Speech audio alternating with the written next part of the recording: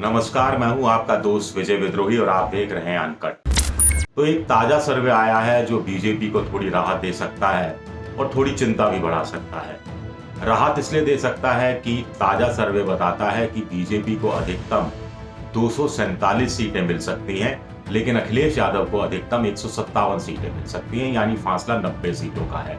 और जहां बाईपोलर चुनाव हो वहां 90 सीटें बहुत बहुत ज्यादा मायने रखती है। करीब करीब आज की तारीख में एक तरफा जीत की हम बात कर सकते हैं। लेकिन चिंता की बात यह है कि जो दोनों में वोट परसेंटेज का मार्जिन है वो 2.1% है, यानी बीजेपी को 37.2% वोट मिल सकता है, लेकिन अखिलेश को 35.1% वोट मिल सकता है।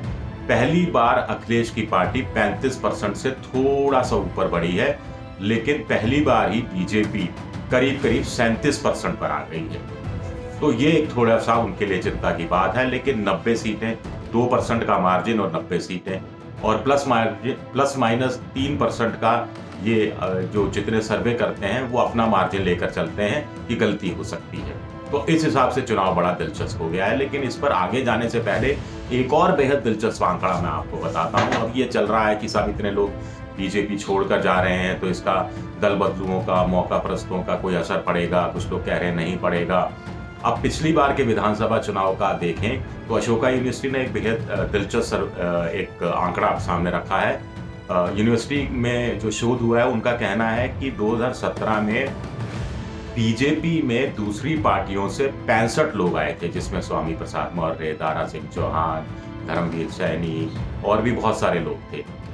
इन 65 में से कितने जीते मैं आपको बताऊंगा, लेकिन पहले बता देता हूं कि इसी तरह दूसरी पार्टियों से समाजवादी पार्टी में करीब 29 लोग आए थे, बहुजन समाज पार्टी में करीब 25 लोग आए थे और यहां तक कि कांग्रेस में भी दूसरी पार्टियों से 10 लोग आए थे। तो कुल मिलाकर बीजेपी में 65 लोग आए बाहर से और तीनों पार्टियों में मिलाकर 64 लोग आए।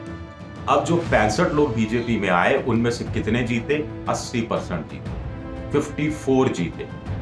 अब ये देखिए आंकड़ा। और उधर जो 64 लोग इन तीनों पार्टियों में मिलकर आए उनमें से कितने जीते? सिर्फ 7 जीते, यानी 11% जीते। तो ये है ना ये दिलचस्प आंकड़ा। तो ये कहानी अखिलेश यादव के खेमे का कहना है कि 2017 में जब 80% दल बदलू बीजेपी में आके जीत सकते हैं तो 2022 में 80% दल बदलू उनकी पार्टी में आकर, यानी साइकिल पर सवार होकर क्यों नहीं विधानसभा तक पहुंच सकते। तर्क वाजिब है, तर्क में कोई दिक्कत नहीं है। 10 मार्च को असल में पता लगेगा। लेकिन 90 सीटें और 2% का मार्जिन, 1% पर 45 सीटें, क्या यह संभव है? कुछ लोगों का कहना है कि बीजेपी ने दरअसल पिछली बार भारी अंतर से बहुत सारी सीटें जीती थी, इसीलिए अगर समाजवादी पार्टी में कुछ नेता जा भी रहे हैं तो इससे बीजेपी का जीत का अंतर उन सीटों पर कम हो जाएगा, लेकिन बीजेपी सीटें अंततः निकाल लेगी, ऐसा दिख रहा है। अब दूसरी बात यह कही जा रही है कि बीजेपी का बेस वोट 2017 में समाजवादी पार्टी के बेस वोट से बहुत ज्यादा था, यानी अपना बेस वोट फिर अपना दल या राजभर की पार्टी जैसी छोटी पार्टी का बेस वोट, दोनों मिलाकर बेस वोट बहुत बड़ा हो गया था, जिससे बीजेपी भारी अंतर से चुनाव जीत गई थी। इस बार क्या अखिलेश यादव का बेस वोट भी उतना है जितना 2017 में बीजेपी का था? अगर है तो बीजेपी के लिए चिंता की बात हो सकती है, अगर नहीं है तो बीजेपी थोड़ा आश्वस्त हो सकती है कि 2% के मार्जिन पर भी वो 90 नहीं तो कम से कम 50 सीटों से ही आगे हो सकती है, 60 सीटों से आगे हो सकती है और आसानी से चुनाव निकालने की स्थिति में आ सकती है।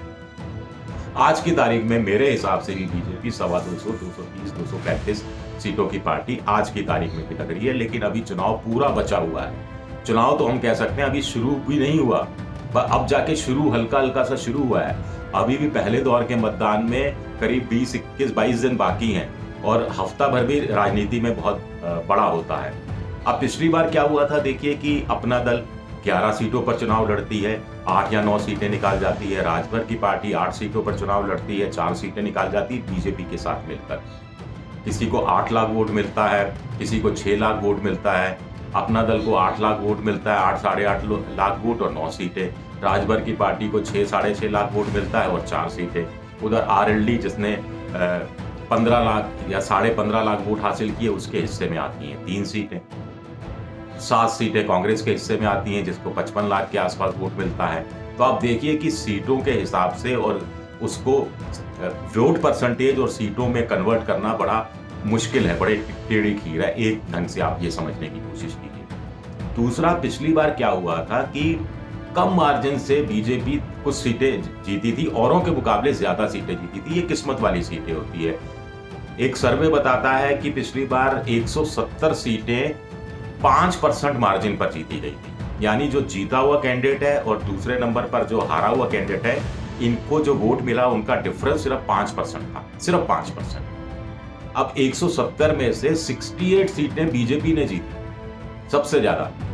समाजवादी पार्टी के हिस्से में आई करीब 47 सीटें कुछ, और कांग्रेस और बहुजन समाज पार्टी के हिस्से में और कम सीटें आई। तो आप ये देखिए कि उस रूप में किस्मत की धनी भी रही बीजेपी, तभी वो अपने दम पर 311 और सहयोगियों के दम पर 325 सीटें हासिल कर पाई। तो ये 1 से 5% का जो मार्जिन वाला है, इस बार कितनी सीटें किस पार्टी के हिस्से में जाती है, कौन किस्मत वाली साबित होती है, क्लोज्ड कंटेस्टेड चुनाव में इसको देखना भी बहुत जरूरी रहेगा। एक और चीज है 25% undecided vote. Sanjay Kumar CSDS के अनुसार इसमें महिला वोट करीब करीब आधे से ज्यादा। तो आपको यह भी रियलाइज करना पड़ेगा।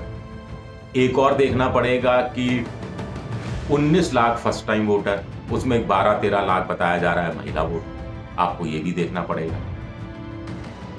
नया वोटर 52 लाख, उसमें 23 लाख पुरुष और 28 लाख महिला वोटर। आपको इस नजरिए से भी देखना पड़ेगा। तो ये बहुत सारे नजरिए हैं, बहुत सारे चीजें हैं जिसके आधार पर तय होगा कि कौन सत्ता में आ पाता है या कौन सत्ता से बेदखल हो जाता है।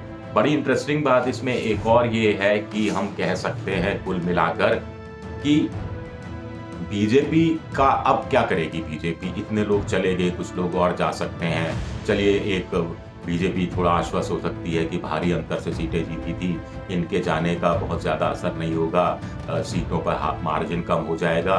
एक दूसरा, पॉकेट्स में असर पड़ेगा, कुल मिलाकर असर नहीं पड़ेगा। और दलितों और गैर यादव OBC में जो गहरी पैठ बीजेपी की है, उस गहरी पैठ को ऊपरी स्तर पर कुछ अखिलेश यादव हिला पाएंगे, लेकिन कोर स्ट्रेंथ बीजेपी की बाकी है। ये उनको आश्वस्त कर सकता है। एक तीसरा है, सबसे बड़ी बात, लाभार्थियों का। बीजेपी अब नए सिरे से अपना प्रोग्राम डिजाइन कर रही है, चुनाव की रणनीति को बदलने की सोच रही है कि अब उसके वॉलंटियर जाएं, गांव-गांव जाएं, देहात जाएं, डोर टू डोर तो वैसे ही कैंपेनिंग करनी है, और बताएं, उन लोगों के दरवाजे पर जाएं जिनको प्रधानमंत्री आवास योजना के तहत घर मिला, या शौचालय उनके यहाँ बना, या 5 किलो अनाज मुफ्त में मिल रहा है, या प्रधानमंत्री किसान सम्मान निधि के तहत 6,000 रुपये साल के मिल रहे हैं, या गैस सिलेंडर जिनको उज्ज्वला के तहत मिला। ऐसे 2 करोड़ लोग हैं। 48 लाख लोग हैं जिनको प्रधानमंत्री आवास योजना में घर मिला। 48 लाख घर हैं, समझ लीजिए। तो एक घर के अंदर 3 वोट भी हुए तो 1.5 करोड़ वोट हो गया। 2 करोड़ 40 लाख लोगों को प्रधानमंत्री किसान सम्मान निधि के तहत 6,000 रुपये हर साल दिए जा रहे हैं। इसी तरह 3 करोड़ लोगों के घर शौचालय बनाया गया।